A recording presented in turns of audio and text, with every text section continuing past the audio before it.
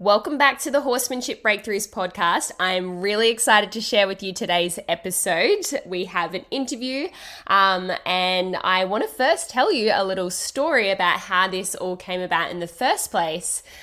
Some of you may know that I'm a new mum. I have a 5-month-old daughter currently, and it's been a real adjustment for me in many ways, but one of those ways is that I have spent a lot of time sitting. I'm not the sort of person who spends a lot of time sitting around. I'm very active and I like to be on the go, but any mums out there know that when you've got a young baby, you spend a lot of time feeding, which involves sitting down. So I needed something to entertain myself, and Horse and Country TV was the answer to that. We got this new TV, and on Samsung TV, there is the option to watch a 24/7 horse channel called Horse and Country, which I really enjoyed watching.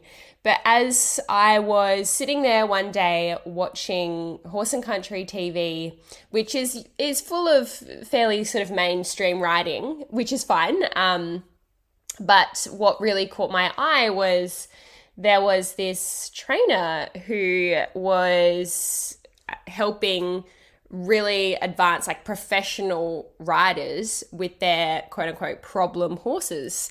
And I was curious to see, what she was doing to help the horses. And immediately when I watched her, I was like, okay, I need to follow this person. She's definitely on par with my values with horsemanship. It's all about understanding how the horse feels and helping the horse feel safe and motivated, and having the horse understand what it is that you actually want them to do. So you can see why straight away I was like, okay, this girl knows what's up. And so I jumped on over to her socials and followed her. And then shortly after, she followed me back, and I reached out to ask her to come onto the podcast. And so here we are. We have got Connie Colfox on the Horsemanship Breakthroughs podcast today. Let me tell you a little bit about her. So Connie Colfox is a young horse specialist and problem horse trainer working with horses that have yet to be trained or have a particular issue to be solved. She says that people just send her horses that either haven't been trained, so they need starting off and sat on for the first time and, hacked out and trained and started on a saddle, or they send her horses with certain problems which she then tries to solve. On Horse and Country TV, they were saying that, she gets horses that, no one else can solve the issue. No one else has been able to get through to a particular horse. And you'll see and you'll hear in this episode that she uses positive reinforcement in training, which has just been she says, had made a huge difference in her horsemanship journey and is key to her helping these horses overcome their particular problems.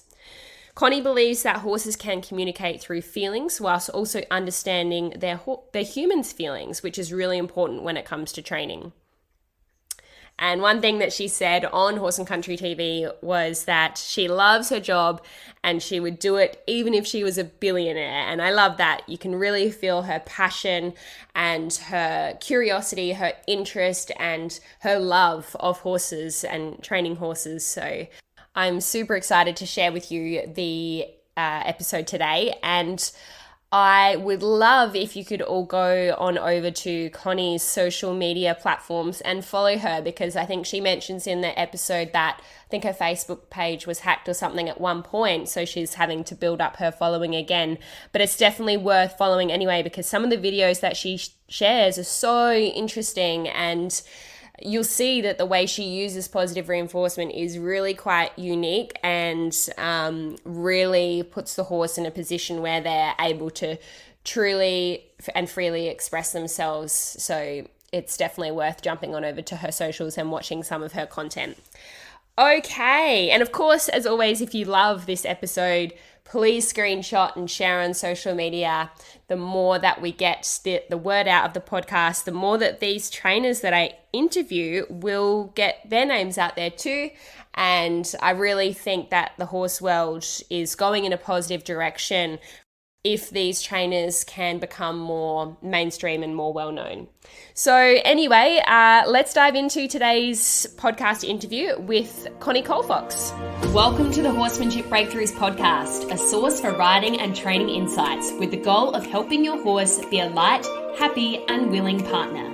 I'm your host, Amalia Dempsey, a mainstream equestrian rider who discovered natural horsemanship and equine learning theory, and now I help riders like you achieve connection and communication with your horse so you can have more fun and fulfillment whilst prioritizing the partnership.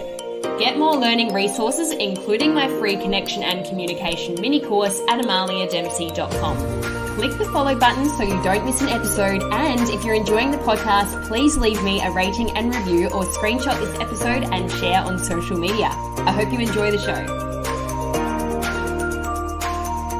Welcome, Connie Colfox, to the Horsemanship Breakthroughs podcast. Thank you so much for being here.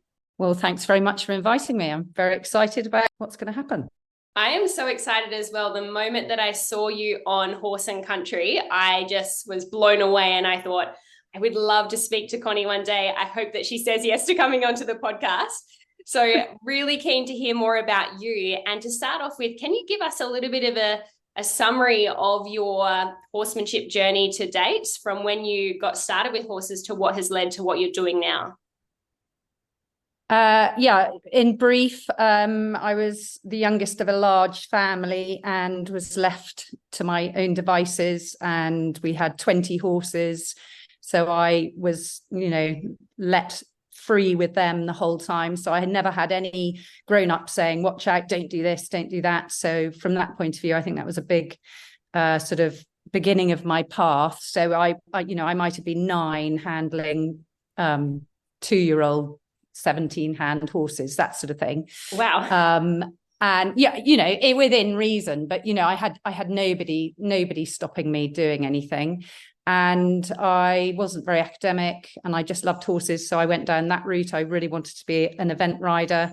So I worked for my cousins, who are very, very famous riders over here. They were the Bullen family, and Jenny Lauriston Clark, Jane Holderness Rodham, and Mike Bullen. They all got medals at the Olympics. And so I thought that was normal. So as a child, I think Jane won badminton when I was at school, when I was about 10 or 11, and she was on the front page of the Horse and Hound, and beautiful picture of her and her lovely horse. And I just thought that was the norm. So I thought, oh, well, that's what I'll do. I'll go eventing and I'll go to the Olympics. And I really wasn't good at that. That wasn't my path, but that was where I sort of wanted to go. But in the meantime, I sort of got into racing. And I always just loved youngsters, breaking my own pony in at home. Obviously, I had my parents weren't saying, don't do this. So I'd just go out in the field. I broke my first pony in on my own when I was about 10. I just went out with a head collar and sort of came back riding the pony. Wow. Yeah, I know. It's all quite sort of, nowadays everyone's sort of so careful. But so then in racing, there's so many horses that are so badly trained, not as in, but so badly educated, and they behave badly because of their education. And I just loved, I worked for Robert Ulner, who was a very, very good trainer over here, and won the Gold Cup, which is the biggest sort of national hunt race. But I just loved, there were 60 horses there, and I just loved the fact it was a different horse every day. And as soon as you sat on its back, you had to make a judgment as to what was going to happen.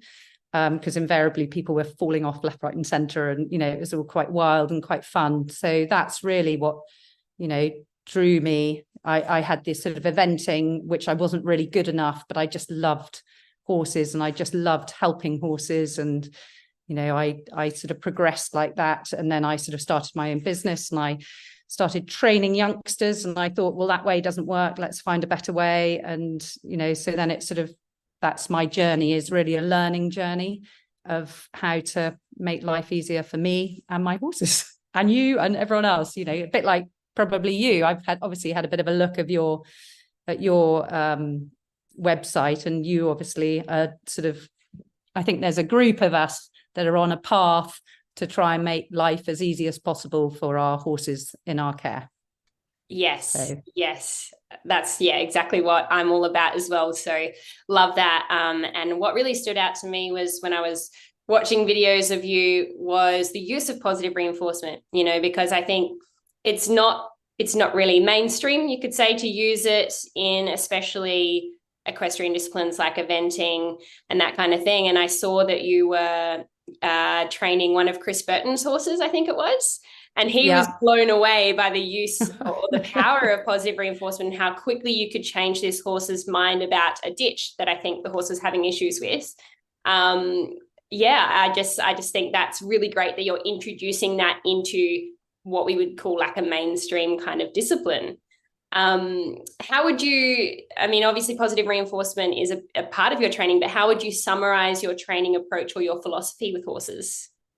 Good question. I just think about them, like I would a human or any animal, any being is, I want them to feel comfortable with me. I want, in a way, I just want them to be my friend. If something's going wrong, I want them to have my back and I want to have their back, if you get my meaning. So I will go into and I've changed massively. I used to be a high pressure trainer. I had none of this knowledge. I'd, be the first person to get a big stick out and beat them to do what I want them to do.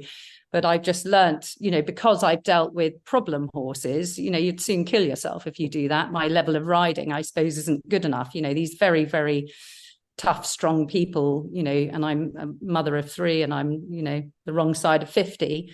They can sort of outride horses. Well, I don't want to outride a horse. I really want to, I want to have a nice time with that horse and I want that horse to have a nice time with me. So that's really the way I think about it, is how would I feel if I was a horse in that situation? I mean, it's just incredible. I think that they let us put hot shoes on their feet. They let us put them in these metal boxes and, so that's how I think about it, is how would I feel if I was in their shoes? Yeah, that's a nice way to look at it. And I'm curious to know whether there was a turning point for you, because you said you were a high pressure trainer. Was it a slow progression, or was there one horse in particular that changed your mind, or like what triggered this need to find a different approach?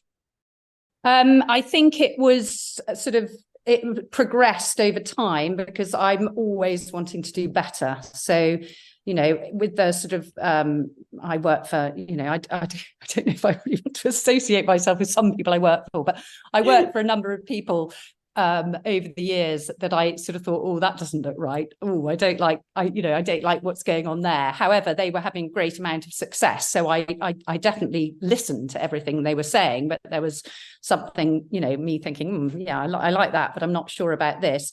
But I had a fair amount of success. So I was being sent more and more difficult horses, and I had to get my knowledge up and I had to become better because I was getting horses from professional male riders that were having trouble. Well, I can't outride a male professional rider and I can't out pressurize them.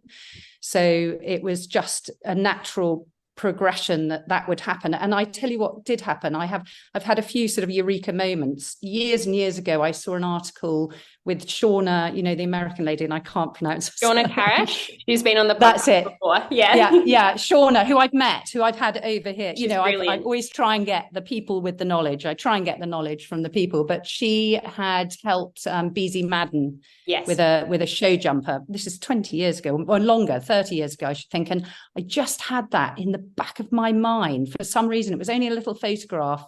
And about 20 years ago, so that was probably 25 years ago, I don't know the time, I suddenly thought, things aren't working. This pressure, there's 70% of horses I can fix with the pressure. Yeah. But there's 30% that just aren't, it's just not working. And that percentage are the ones that are actually going to hurt me because they will not tolerate it. Yeah. And so from that, I can't remember the exact thing, but I suddenly just thought, yeah, I'm going to give it a go. And I'd ruined a little driving horse. My father was in his 90s and his old driving ponies had gone, they were old, and I had to, get some more driving ponies going, and there are very few pairs of driving ponies available to buy. So I thought I'll just buy some and I'll start them and I'll get them going. And because of the time frame, my dad was getting older he wasn't going to be around much longer. I put a lot of pressure on them, and one of them just wouldn't tolerate it. And so I just went down. I literally went down and I started, trying a bit of positive reinforcement. Can't remember where even what the internet was up to at that stage. But I obviously, so I didn't have, like now, there's so much information. You can just get on the internet and you can learn so much. It wasn't at that time, but I started playing around with this pony, and within 5 minutes, I'd improved it so much. From there on, I just thought, what are we doing? This is crazy. This horse is now progressing where, I've just got to change what I'm doing. So, and it was a difficult transition because I'd already got a fairly, not successful business, but I was running a business which was, helping our family, and it was sort of keeping us afloat. And I was a successful pressure trainer, and I had to transition whilst working. So it was quite a, so for all those people out there who think that, who are on the high pressure world and are successful, but do want to change, it is doable whilst running a business. It was quite a journey to do that transition, because I was getting on all my horses the first day they arrived, and so to then have to spend the time to actually sort of befriend them and make them feel safe rather than just sort of flood them, was quite a sort of mental journey for me, because I had to become worse to get better, which I think we all have to do, and I think that's the big thing with learning anything, is you have to open yourself up that you don't know it all, and then B, you have to actually go backwards to then progress. And I'm prepared to do that for the horse and for my own enjoyment. And I think that's what we need to allow people who are high pressure trainers. We need to allow them that space, not to feel that they don't know something. Do you know what I mean? Yeah. It's frightening not knowing stuff if you're running a business, isn't it? Or if you're successful.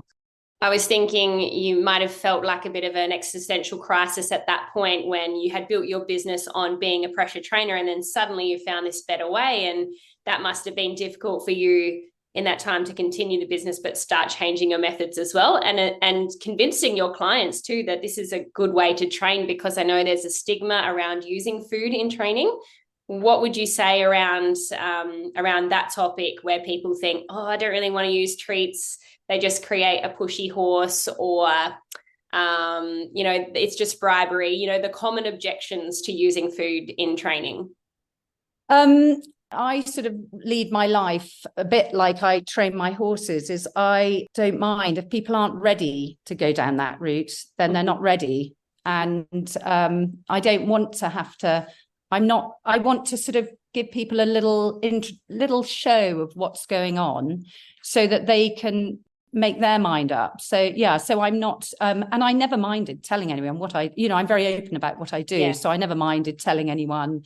And it was early enough in the sort of positive world that it was so unusual. I don't think anyone would have even sort of paid much attention to it anyway. Do you know what I mean? It sort of wasn't, now it's quite a buzzword, are you a positive trainer? Are you a negative? Versus then it just, I don't know. I didn't know. I mean, I had to get the sort of information. So for me, I wanted to know, as soon as I knew this worked, I wanted to know, right, how does it work?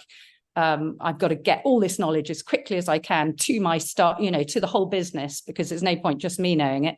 So I actually, there's a great girl in Ireland called Helen Spence. She's a doctor of psychology, and she was one of the sort of first people over here that had anything to do with it. So I just, I would just fly her over. It was before we had, I can't remember if we had Zoom. I imagine we didn't, because otherwise we would have used Zoom. But she used to come over and train the team, because I just needed everyone around me to know what we knew. So it was a really fantastic time for what we were doing, because we were all on that journey together, and it was great. And the results the results are, as we all know, are wonderful. Yeah, I love your approach to, not, I guess, judging people for not training the way that you do, and going down the path of trying to inspire them rather than, force it down their throat, so to speak, which is, how you train the horse as well, with that open approach and allowing the horse to take their time.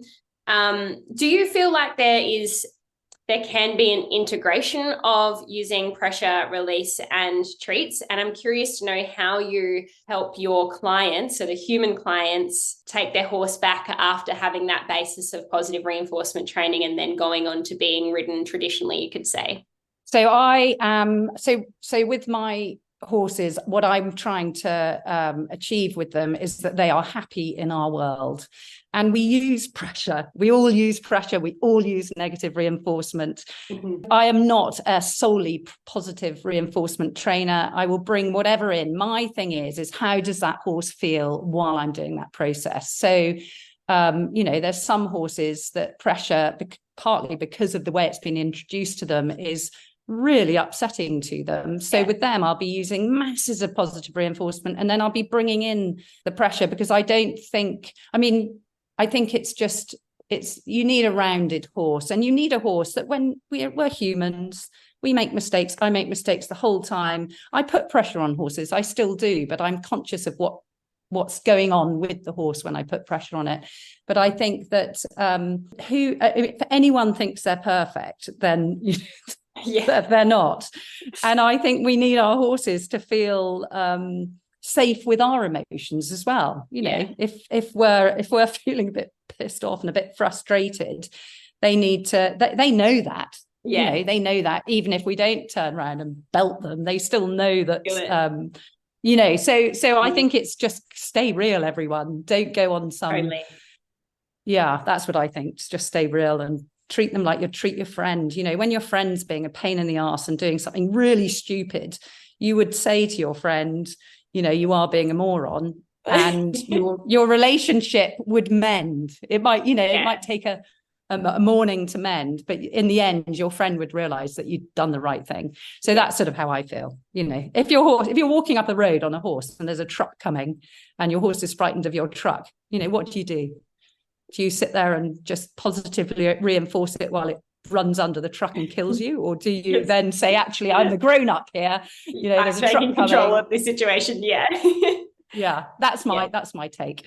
Yeah, I like that really balanced approach. I think it's needed. And I think as well, especially if you're wanting to do things with your horse, like compete or ride, there's going to be pressure involved. So it's valuable to help the horse have a positive experience and learn how to navigate pressure in a healthy way, where they're not feeling like they're being forced or attacked or that kind of feeling. So yes, I am curious though about this 30%, the 30% of horses that you mentioned that just didn't seem to work with the high pressure training, and with the male professional riders that couldn't solve or fix these horses. What do you think it was about that 30%? Is there something special about these horses? Are these the quirky, really horses with high potential? Like, what is it about these 30% horses? Well, I think it's that, there are some horses, competition horses, that do really well with an amateur rider.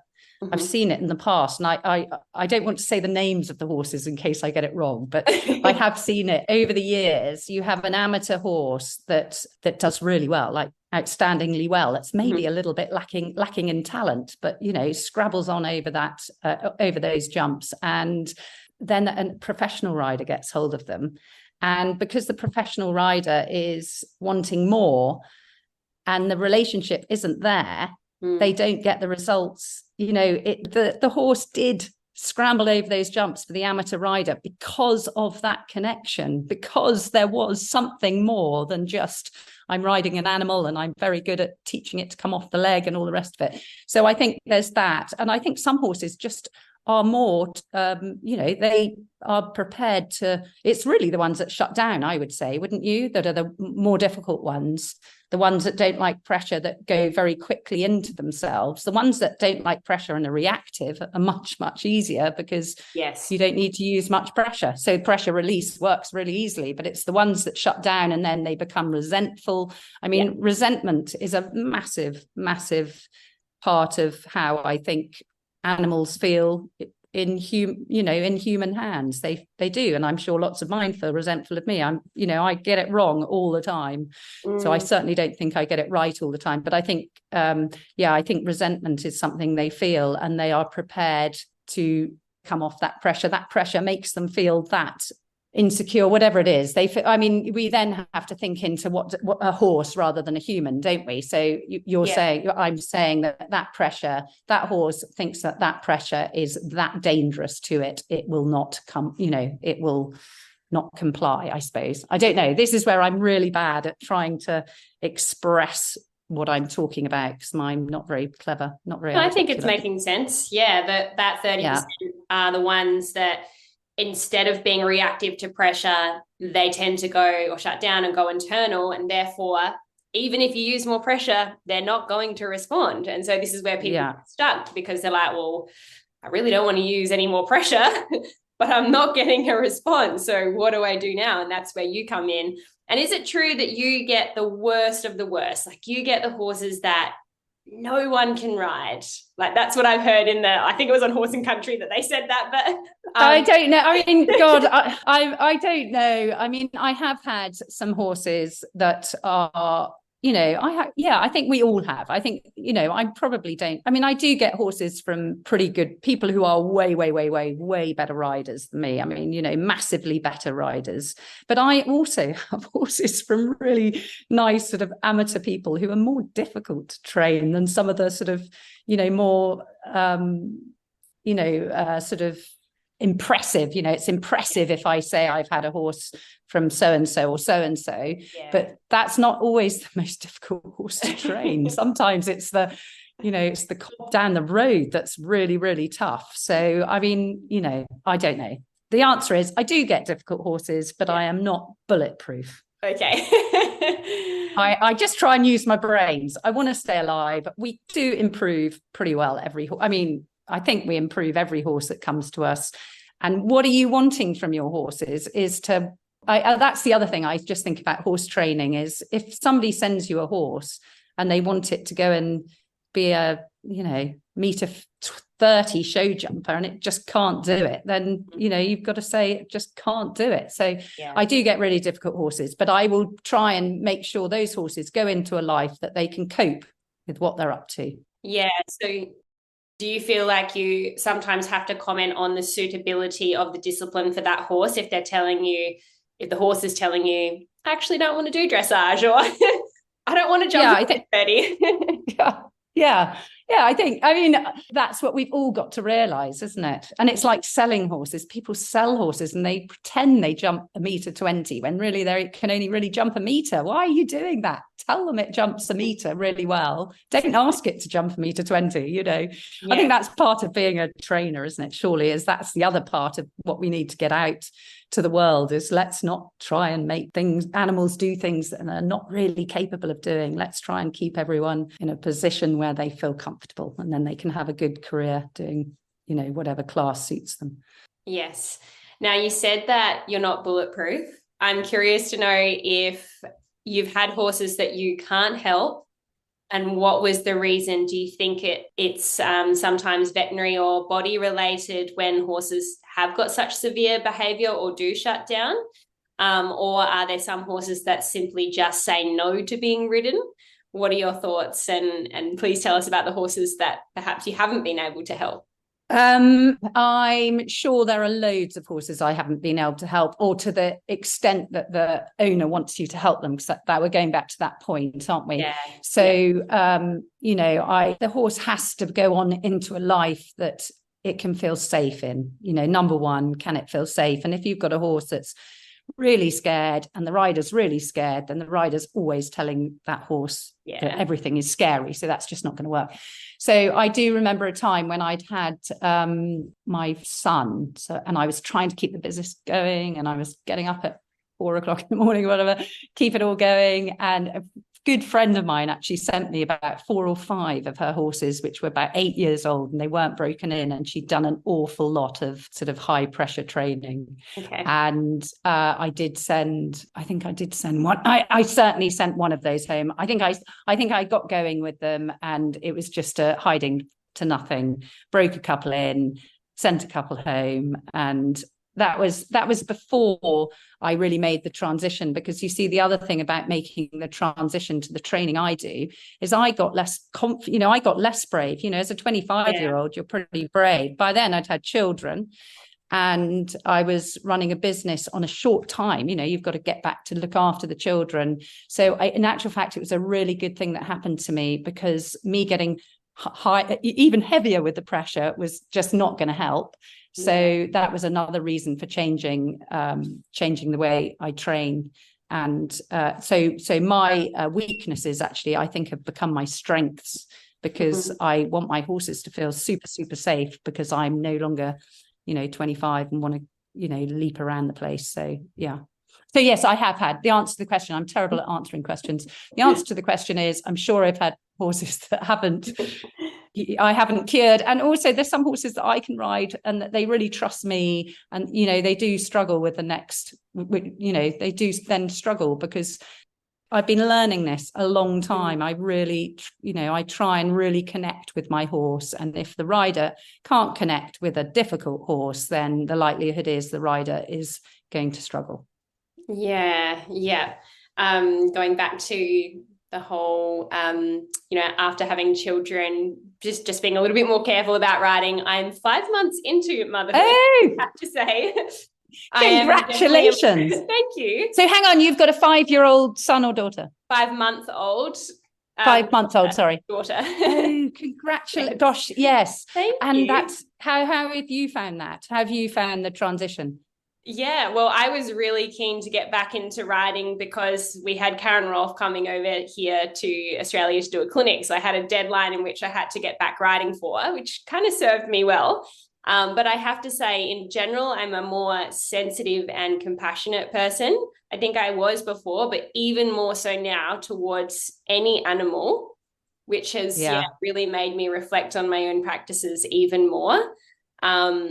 And when riding, I would say I'm still a confident rider, but there is that in the back of your mind. You've got more responsibility now in terms of if anything were to happen to you. So it is interesting. I think a lot of women feel like that after riding, or after having babies and then returning to riding. So, But I think this is where I think you guys are quite lucky, because you're obviously very young.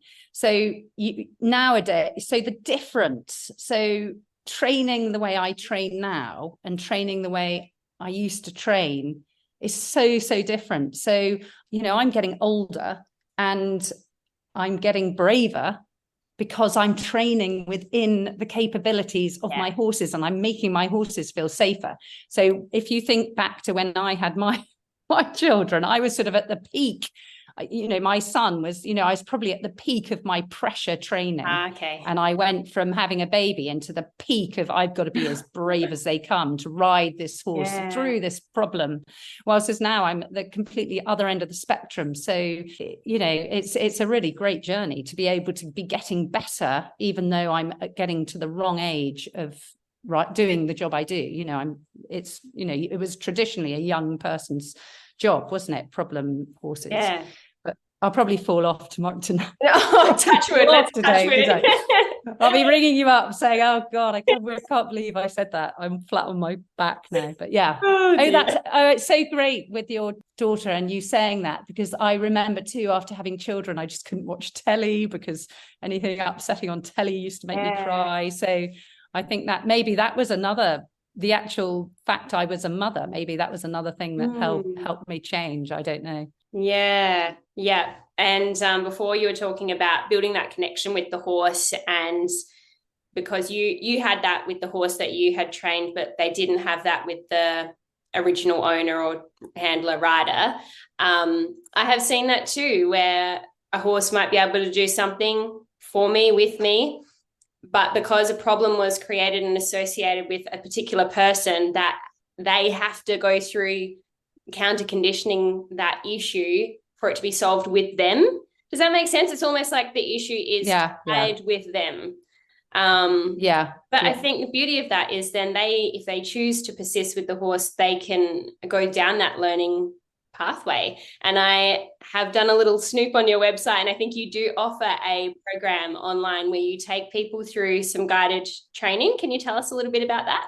Oh yeah. So I've just done 2 courses, which were amazing. And I don't know if you find the same, because I think you do courses as well. I think we're all doing them. But is it so, you learn so much about what you're doing. You know, God, Yes. I've learned more in the last 6 months. I've just learned so much watching myself. It's great. Yeah. So my thing that I love is I just love solving a problem. And so ideally what the people on my courses are people who've got a problem with their horse. And I just take them through what I do with all the horses that come to me, or you're in the job of training horses. So it's either but if your horse is perfect and all the rest of it, then I'd rather you went somewhere else, because I like to see, I love that change. I love that sort of whole big step into the new world. And so mine's very one-on-one. So it's very small groups and I speak to them every week. So it's not, I do worry about, because I was approached by somebody who wanted to sell the stuff I do when it's not live. How do you say it? You know, when it's sort of it's just a self-paced course. So no interaction with you, yeah. And anyway, I just couldn't get my head around it. I just thought, do you know what? People are going to wrap themselves up and they're going to make such a bloody horlicks of this. And what I don't want to do is I don't want to be that person where they go, oh, I'm doing the Connie Colfox this and this isn't working and that's not working.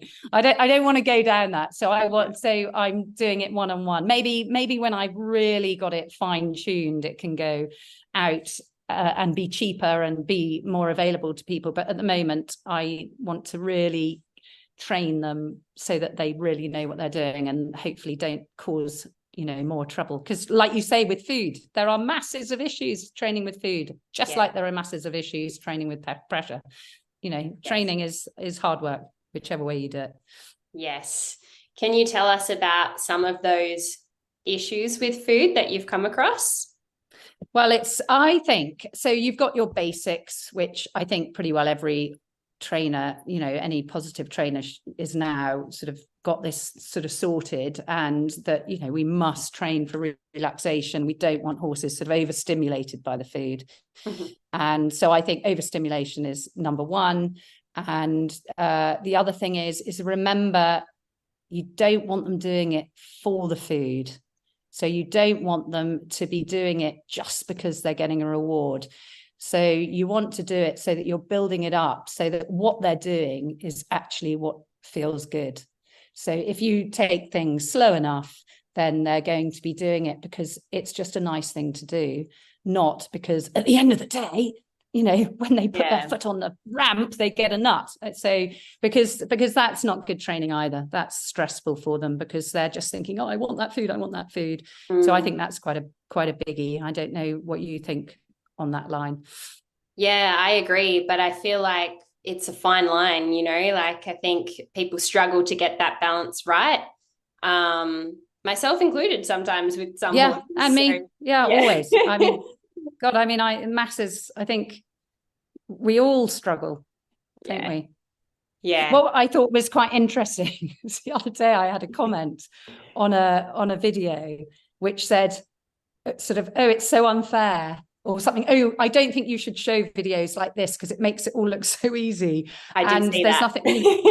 I just thought that was hilarious. I mean, good for her. I don't have a problem with her saying that. And I sort of understand it, but it was like, I'm like, yeah, but things are difficult. When you learn stuff, it is difficult. And we've all got to stand still because somebody's going to feel bad that they're seeing something and they can't sort of reenact it. I'm like, well, just, watch the good stuff and see where you can get. That's what I do. I mean, I just watch people train and, if it's good, I try and soak it up. And if it's rubbish, I know, well, that doesn't work. Yeah, I think the comment as well had not everyone has the facilities to do this. But you weren't using a lot of facilities really. And I think that's a misconception people have, that they've got to have an indoor arena, they've got to have stables, they've got to have all these fancy, flashy things to get results with their horses. But I think there's so much magic that you can just do in their paddock. But again, people say, don't train them where they live and eat and Yeah, but Oh, do they say that? Do they? yeah, But I they didn't even know do. they said Yeah. that. I've missed that. Yeah. I know. You see, that's the other thing is, but that's the whole positive. That's where positive reinforcement is going to save you thousands. I've got all these round pens that I put in at home. I don't need them any longer. Yeah. You know, I can do it. I could do it anywhere. And that's, you know, that lady didn't understand, you know, lots of people don't understand that. Yeah, because the first thing is, does your horse like you? Does it want to hang out with you? And if it does, it's not going to be 20 miles away when you ask it to do something. It might want to walk off, but it will come back again. So Yeah. I totally agree. We can all save masses of money because you Yeah. don't need to have all these fancy facilities. Yeah. Equestrian minimalism, I call it. I totally agree. What has been your biggest horsemanship breakthrough to date? Oh God, I don't know if I've had one yet. I don't know. I don't know. I don't. I just love it. I just love it when, I don't know, when a horse, when it gets it, and you, I don't know, you know, that moment where they, I don't You're know, like, they oh, might is that even what sort you of, want? I can do that. yeah, or not even that. They might just rest their head on your cheek or something like that, because it is literally like they have said, you know, they have, I mean, they've sort of said, oh, phew. I suppose that's my biggest thing, is when a horse says to me, phew, because Yes. he now can sort of be relaxed and think clearly, you know, and be able to try and think together and feel together, that sort of thing. Those are my breakthroughs. I think I know the moment you're talking about, where they almost go, oh, you see me. That's how it feels to me. It's like, Yeah. oh, you're noticing me. You're feeling what I'm Yes. feeling. And yeah. Yes. Yeah, I totally, yes, you've noticed me. I think you've hit the nail on the head. You now are noticing me, because that's the whole thing. So that with the, I don't know with your age whether you can remember this, but it was all like, can you hear your horse whisper? Or was it something like that? Anyway, I sort of thought, God, everyone's, I think this is all upside down, because in actual fact, it was all about oh, I think you were meant to be whispering to the horse. Anyway, it was something. And I used to think, oh, I don't know about that. Because it's really about, can you notice those little things in your horse? And can the horse notice those little things in you? So it does start being this two-way sort of little thing going on. So yeah, I love that. It's really fantastic and gives me a lot of pleasure.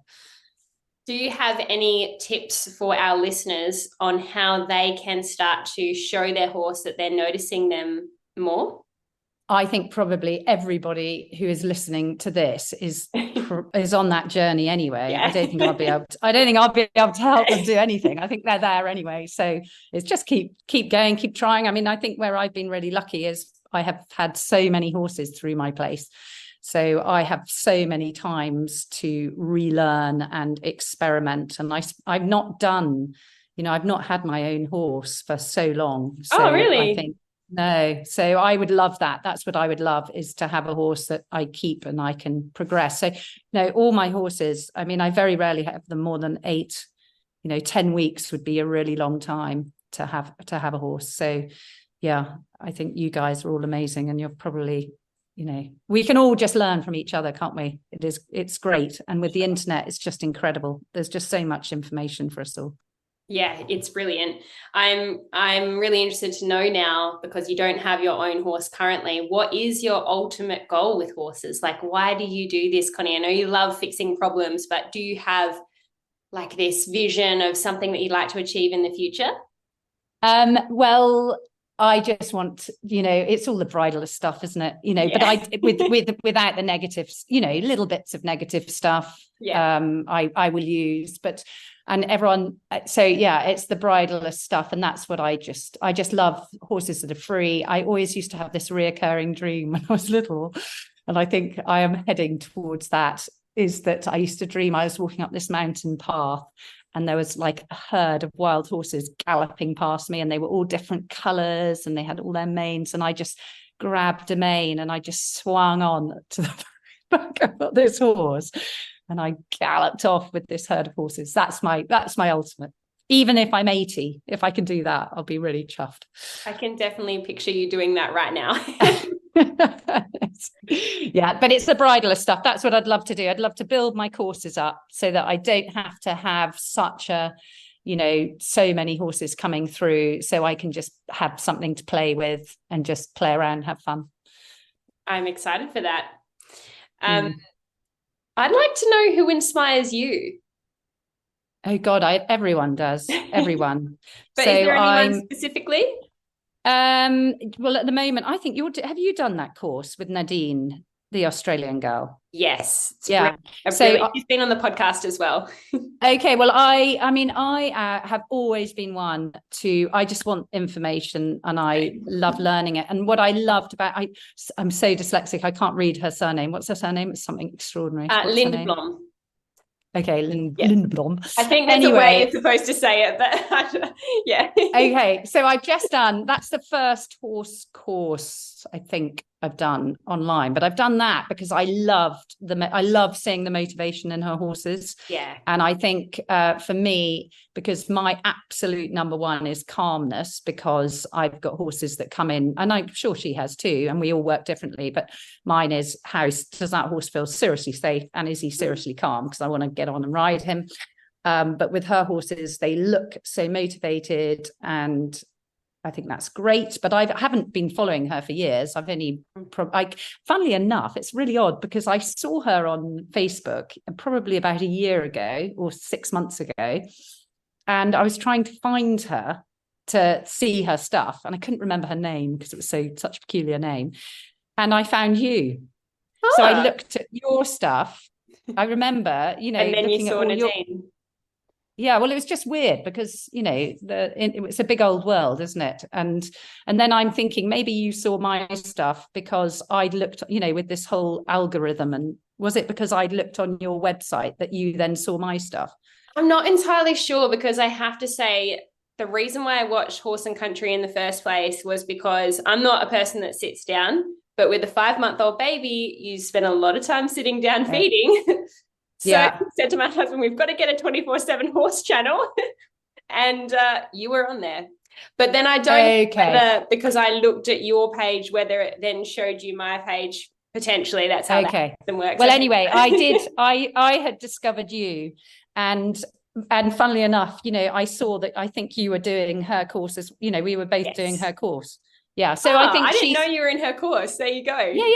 Yeah, I've done done it. Well, I've done it. I mean, it's never finished, is it? But and I mean, God, I've had amazing people. My cousins, I was saying to you at the beginning, they are traditional trainers. They're incredible. Jane Holderness-Rodham, she was the first woman, I think, ever to get a gold medal. And she won badminton on a horse that was 14-2. Wow. She, and her sister Jenny Lauriston Clark, incredible people. All the people I've worked for, I think, have been amazing. I've learned loads off them. I've worked for some people I've learned a lot of what not to do. Yeah. And everyone, I think, and people who work for me, I love hearing their views on horses. And I had this Czech girl who rode, and she used to come back and say the most I used to think they're quite odd, the things she'd say. And then now I look back and I think, God, you know what? She was really right. She's really, she was only about 21. She probably knew a lot more than I did. What sort of things did she say?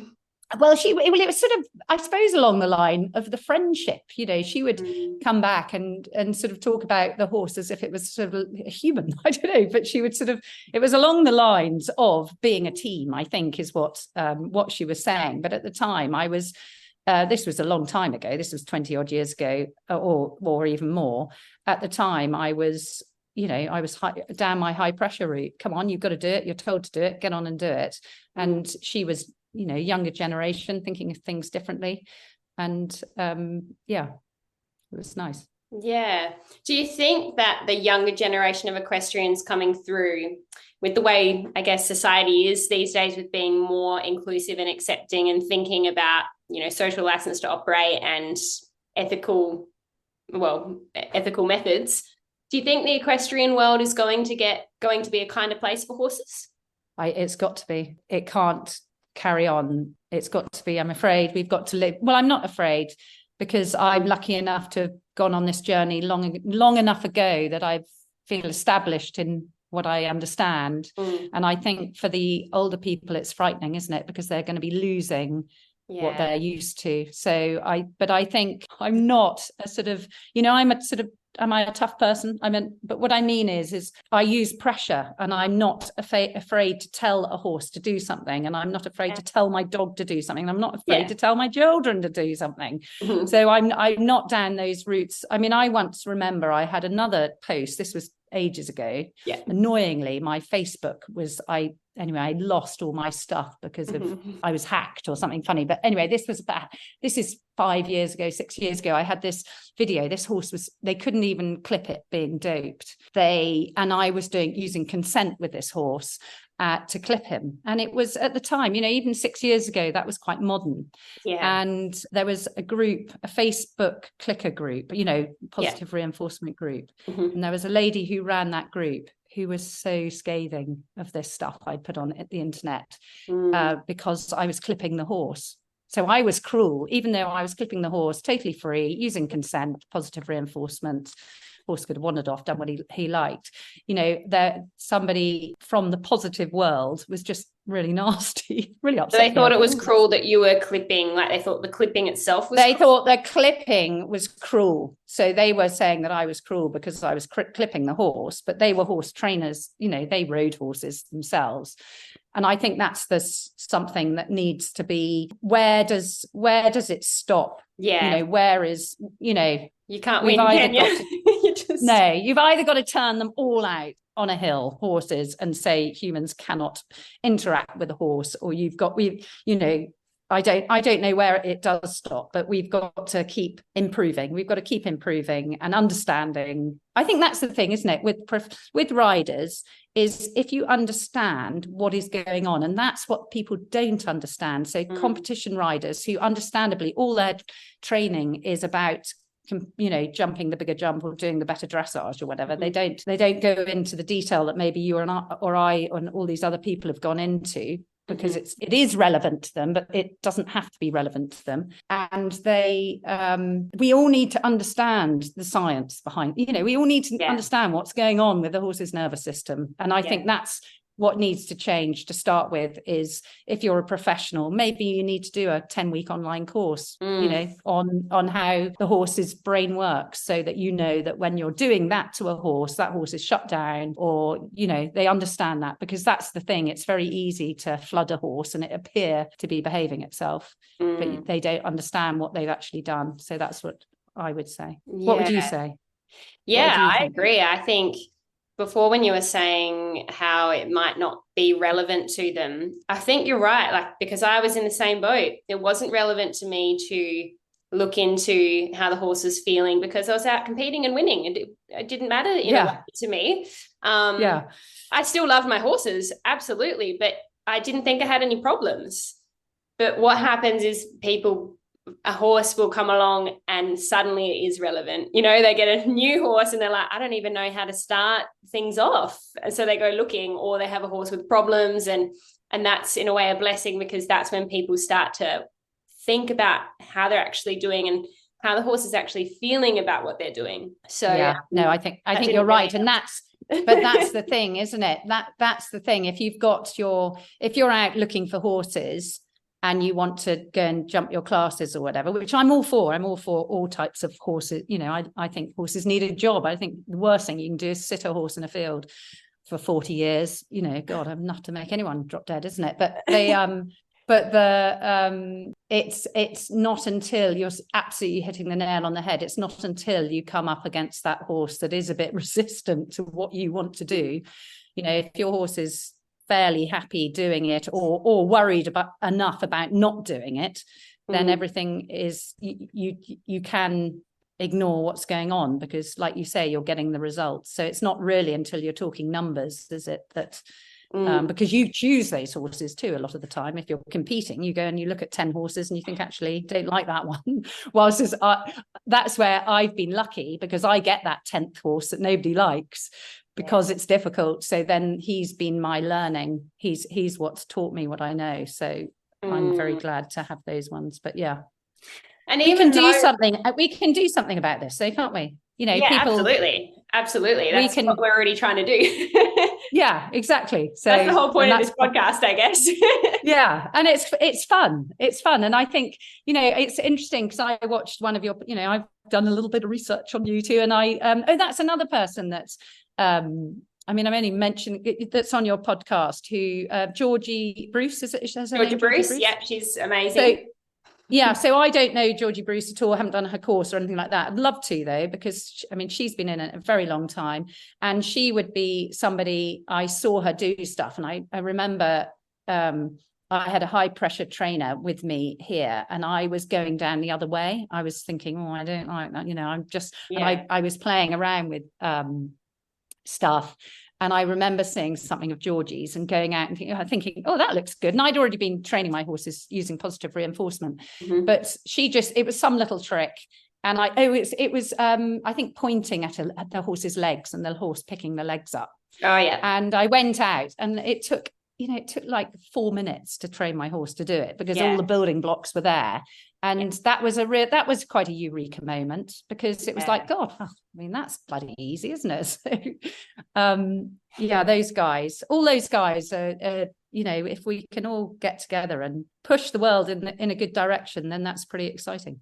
Yeah, I think it's going to be an exciting time when using food in training horses in the mainstream equestrian, like if it was just everywhere, you know, it was normalized, that's going to be really cool. So tell me, just before we go, so is Georgie Bruce, is she Australian too? Yeah, I've actually had a couple of lessons with her online, because she does online lessons too. Yeah. So yeah, we've got actually some really brilliant trainers. You have got some really amazing, alternative trainers, haven't you? And I wonder if that's because you're more remote. Do you think it's because there's less? I haven't thought about this, actually. I think that is the case, because we have to do more experimenting. But I also, because I guess you could say we're more isolated, like we're more few and far between, perhaps we're not bombarded with what is normal, I guess. We don't have, most of us, a lot of people are gist, but a lot of people just have their own horses on their own properties. So you're not around lots of other people who are influencing you. This isn't everywhere, of course, but I know it's different in the UK, where I think a lot of people will have their horse, you call it livery, don't you? We call it agistic. And very influenced by the trainer of that yard, and yeah, that can be really scary. But that would be another podcast, is go to an English livery yard and see what information you get from a lot of people who are professionals. That would be interesting.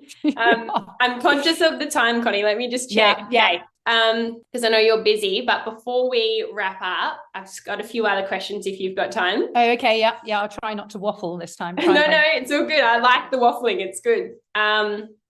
We have a list of books from all of the people that have been on the Horsemanship Breakthroughs podcast that they have recommended, and books that I recommend as well. You can see all the books behind me.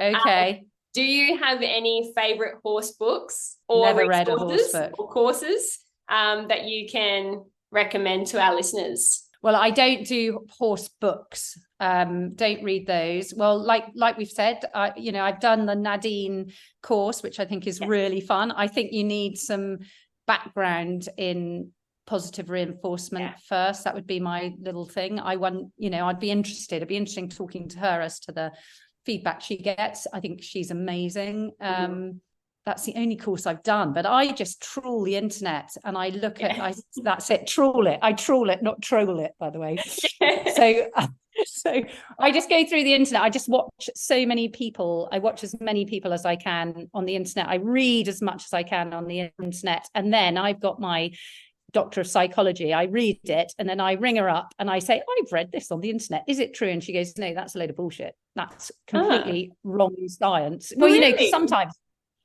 or she says it's true, but you can't believe everything you read on the internet. So you might read something that somebody said that's not true. So I always read it and then I cross-reference it, because I don't want to be learning stuff that's not true.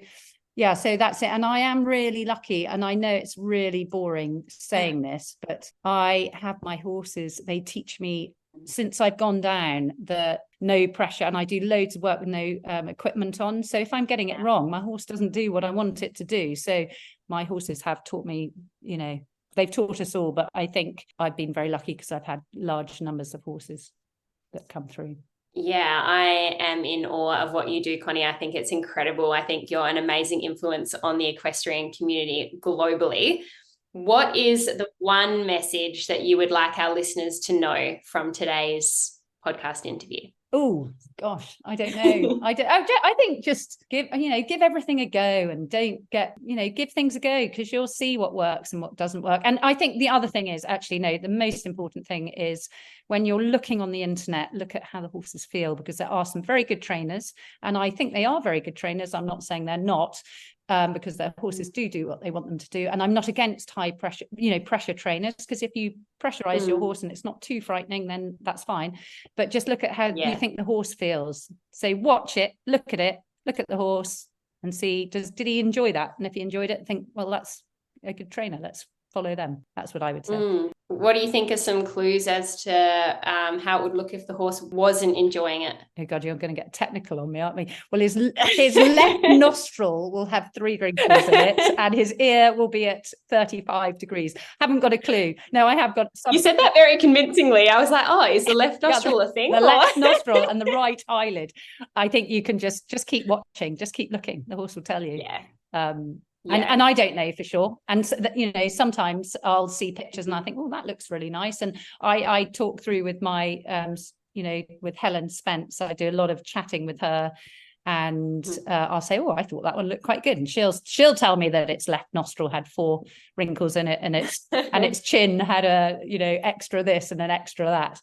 Yeah, I think just and don't take things too seriously. Just crack on and give it a go. Give it a go. Play around with it.